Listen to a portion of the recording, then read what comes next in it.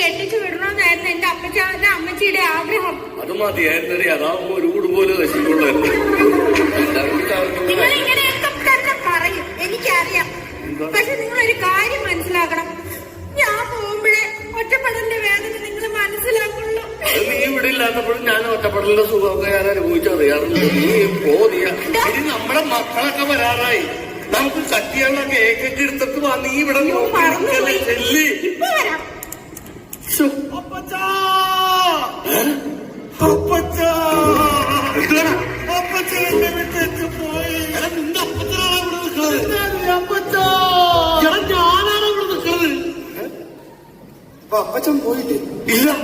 അപ്പൊ അമ്മച്ചി അമ്മച്ചി എന്നെ വിട്ടേച്ച് പോയ അമ്മച്ചി. അയ്യോ, ഒരു കേക്ക് എടുക്കാൻ പോകുന്നത് നീ എന്തിനാണ് ഇങ്ങനെ കാണുന്നേ? നിങ്ങൾ ആരെ പോയ ശരിക്കും?